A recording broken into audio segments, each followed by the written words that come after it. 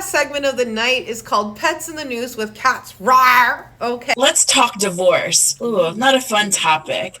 I've But I had think one. when it comes to pets, a lot of times it's difficult when relationships end.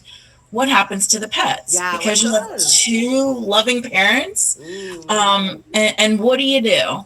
So, Fight. in Right, exactly. Well, in Pennsylvania, there was a bill that was introduced to say that pets should be regarded as family members in divorce cases. This bill would recognize pets as family members, elevating their status in situations such as divorce. The Pennsylvania House of Representatives passed House Bill 97 that would elevate the legal status of pets as living beings that are generally regarded as cherished family members. Currently, in most states, pets are property. They're not viewed as similarly to children.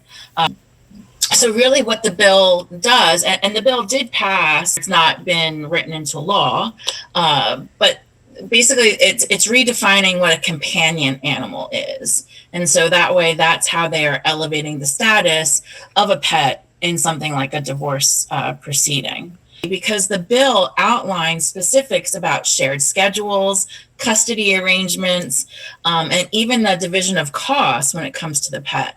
So questions such as who provides more care, who is really paying the bills for that pet would all kind of come into play. Oh, cats. What do you think of this? Is that we're humanizing our pets more, and because we are humanizing our pets more and more considering them parts of our family, I think it only makes sense, unfortunately, that legally that pets should be considered more than comparison to the TV in your living room or the dresser in your bedroom. What do you think?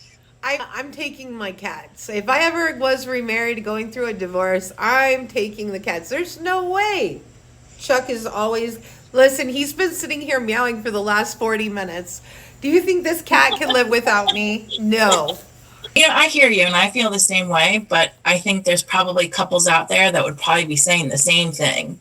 The the cat can't do without me, the cat can't live without me. So I think in those kind of situations, getting some law on the books might not be a bad thing. About humanizing our pets, like you said. And then we know that Mary Finnegan, the Labrador, the yellow Labrador, we know in New York they're suing for like the IRS to have their dog be a dependent on their tax returns. So yeah, I mean, I think sometimes there are some, for lack of a better term, silly things that we see come up in our news feed about pets. But I think when you dig down further into the IRS issue or even this, that there is some basis there for consideration for sure. So it'll be interesting to see what 2026 brings. You keep the couch, I'm taking the dog. Exactly. I'm taking the couch too.